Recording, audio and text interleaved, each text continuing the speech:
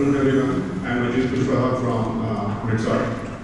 I just wanted to ask about the affordability, because maximum time we see many of the plans like 500 calls out of in 300 rupees, or maybe 10 GB download in 500 rupees. Wow, what a plan! But when actually it comes to us, it is beyond 1,000.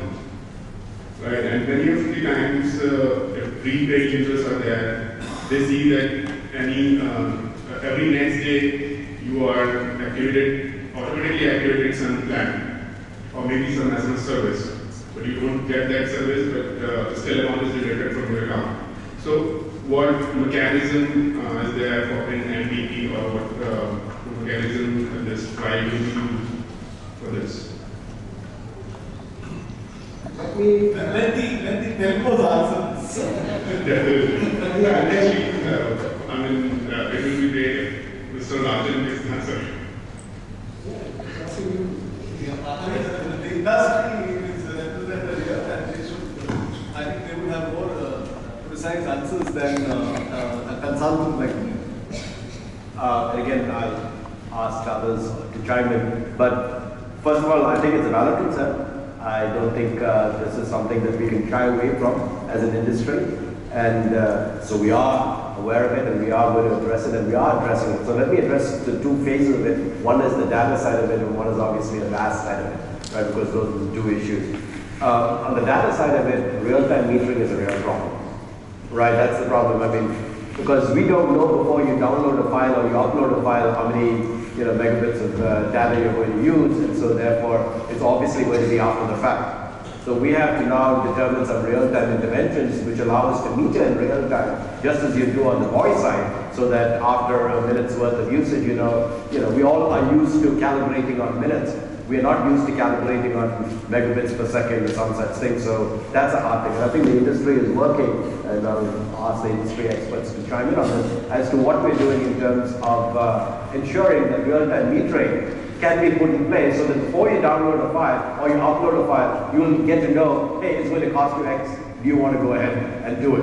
So I think that's clearly one of the areas that we're working on, we recognize as an issue, and we will want to address. Let me address the VAS side of the equation. That has come through and has been addressed in a GRAI regulation on consumer protection. So the industry has recognized this, has addressed it, and already we are seeing significant reductions in terms of the complaints that we're receiving vis-a-vis these things that have happened. One particular thing which is quite the context of complaints we received was what we call negative charging. So somebody had a low balance or a zero balance, and as soon as you topped up, a previous VAS service would come through and you'd be reduced down to zero. So we have stopped negative balance. So the moment you have a zero balance or inadequate funds and a VAS service is going to be applied, we will not apply until we get some confirmation from you. We're also strengthening the issue of making sure that the consumer tells us that he or she has in fact acknowledged that they want the VAS particular service. Previously, this has been an outsourced function, so VAS service providers were doing that. They were not always accurate in sending us the information, so we were not completely sure what the consumer interaction was. All of our operators, principally most of them, have now taken that function in-house. So the acknowledgement from you, i.e. *9 or whatever, is going to come to us directly as opposed to the outsourced vendor. So we have greater control, and we hope that that will begin to address some of these concerns. We've already seen a tremendous decline in the number of complaints. Hopefully you've seen it, and we recognize this as an issue, and we will continue to address it. Yes, sir.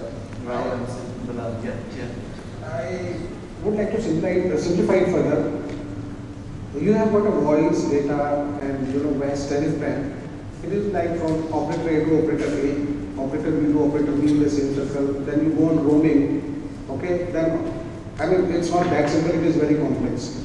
So whatever the amount which is deducted per se is actual deduction, right? The customers are intelligent. They know this complex matrix, right? So to avoid this kind of so-called inconvenience to the customers, the industry had requested for a unified license regime in the NTP 2012. which we are hopeful that the government should agree. And the rest, Mr. Rajan Mathews has already addressed. Even after the unified licensing regime, you face these problems. This is how it will be addressed. Thank you very much. I think basically this goes back to the I talked about the scalability. So when you have the data download and you are not getting the what you wanted, there is something called oversubscription ratio. TRAI as a regulator has already specified what should be the oversubscription ratio.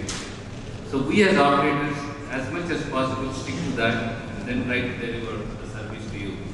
Again, when you do the GPRS, any data services on a 2G or even 3G, which is a spectrum constrained service that we are offering, you always get into the problem. Other day, I came across where we sold the 3G service in one cell site area for 20 subscribers at 2 Mbps.